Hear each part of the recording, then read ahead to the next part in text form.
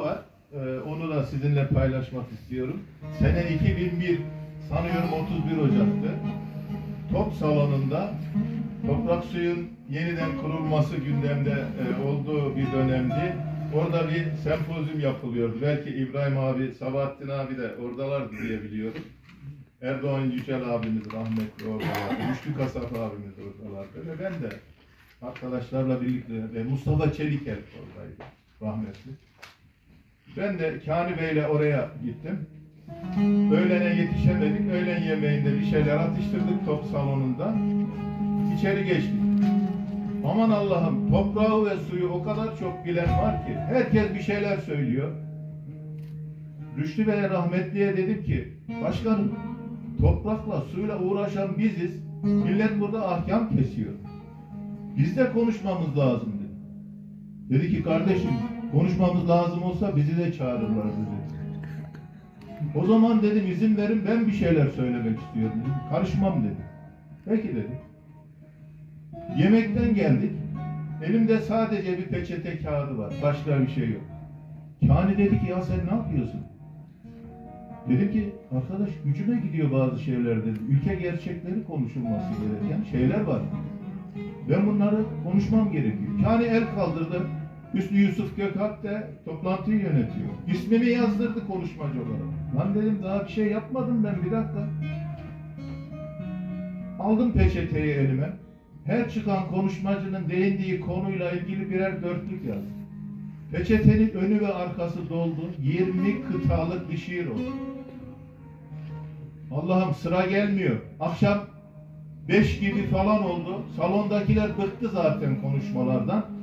Bir de benim 20 kıtalık şiiri dinlediler mi mayışırlar, iyice kötü olurlar diye düşünerek adımı sindirip eve gitmeyi bile planladım. Ama o ara adım anons edildi. Kürsüye çıktım. Şekerimiz düşmüş, iyice böyle bitkin haldeyiz. Kürsüye çıktım. Herkes içinden sanki ya bu adam nereden çıktı? Bu toplantı bitseydi de gitseydik gibi yorgun gözlerle baktım. Başladım okumaya. 20 kıtalık şiiri orada bitirdim. Benim de enerjim bitti ama. Salonda bir alkış koptu. Ben aşağı doğru iniyorum. Kürsüden tam inerken Şehabettin Elçi hocamız rahmetli ayağa kalktı. Bilirsiniz iri yarı da bir adamcağız.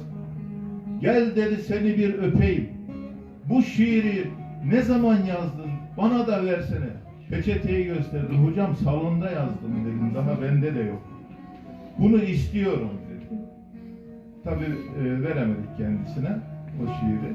Sonradan sağ olsun odamız dergimizde yayınladı ve sempozyum kitapçığının da ekine arkadaşlarımızın koyduğunu gördüm. Bu şiir 20 kıta, sizi bıktırmak istemiyorum. Yalnız 3-5 satırının kıtasını okumak isterim eğer sıkılmazsınız. Hepsini diyor. Hepsini okuyun. Baki ve hepsini. Hepsi. Toprak ve su. Dediğim gibi bunların her bir kıta bir konuşmacının konuşma konusu. Abi, Dinle. Bir dakika.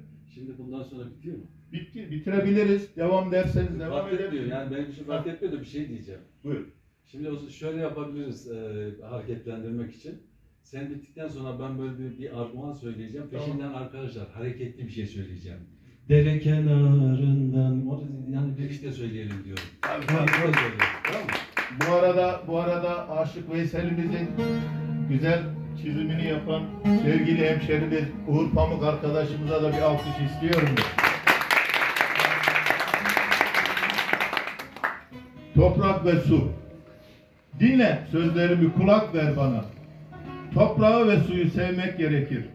Eğer sahip çıkacaksak vatana, toprağı ve suyu sevmek gerekir. Kalkınma en başta tarımdan başlar. Cehaletten hep kalkınma yavaşlar. Su yüzünden çıkacakmış savaşlar. Toprağı ve suyu sevmek gerekir. Toprak denizlere akmasın artık. Çiftçi ilkel tarım yapmasın artık. Bozbulanık suya bakmasın artık. Toprağı ve suyu sevmek gerekir. Bizlerden bekliyor çiftçi hizmeti. Çağdaş tarım yapmak elbet niyeti. Üretmek istersek peyniri eti, toprağı ve suyu sevmek gerekir. Kesmeyelim çiftçimizle teması. Öğretelim tesviyeyi terası. Yeşillensin ülkemizin siması. Toprağı ve suyu sevmek gerekir. Her tarlanın başında bir yol olsun. Bilinçli gübre ver, ürün bol olsun. Kovanlarda petek petek bal olsun. Toprağı ve suyu sevmek gerekir. Tesadüfe bırakmayalım işi. Tarımcılar düzeltir bu gidişi. İyi gözleyelim yakın geçmişi. Toprağı ve suyu sevmek gerekir. Göreceksek kalkınmayı, pulluğu, çok özür dilerim. Göreceksek kalkınmayı, bolluğu, çok bilinçli kullanalım pulluğu. Artık terk edelim kula kulluğu.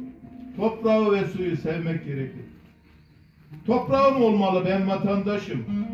Tabiatla sürecektir savaşım. Gülecekse yüzüm, dik ise başım.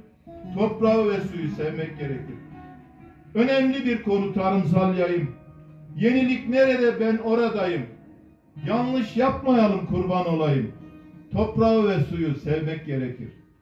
Yamaçları sulamadan sekile. Verim için sürümünü ikile. Bitsin çiftçimizin çektiği çile. Toprağı ve suyu sevmek gerekir. Erozyonu önlemekse bir amaç. Yeşillensin dere, tepe, dağ, yamaç. Olmak istemezsek kimseye muhtaç. Toprağı ve suyu sevmek gerekir. Her tarafı açılınca fakülte, sayımız arttıkça düştü kalite. Yetkimiz olursa var kapasite. Toprağı ve suyu sevmek gerekir. Boş kişiler oturmasın makama. Çalışanlar haydi düşün arkama. Yağmurlama, damla, çağdaş sulama. Toprağı ve suyu sevmek gerekir. Hadi artık toprak suyu kuralım. Toprağı su ile buluşturalım. Şu yoksulluk zincirini kıralım. Toprağı ve suyu sevmek gerekir. Sözümü kim dinler? Ben bir neferim. Mesleğime aşık olmak eserim. Ben bunu bilirim, bunu söylerim. Toprağı ve suyu sevmek gerekir. Yürüyelim Atatürk'ün izinden. Ders alalım onun güzel sözünden. Toprak ve su ürün verir özünden. Toprağı ve suyu sevmek gerekir. Topraktandır insanların geçimi. Tüm insanlar doğru yapın seçimi. Akıp giden toprak yakar içimi. Toprağı ve suyu sevmek gerekir. Pişman olmayalım günün birinde. Tutalım toprağı kendi yerinde. Her şeyi söyledim bu şiirimde. Toprağı ve suyu sevmek gerekir.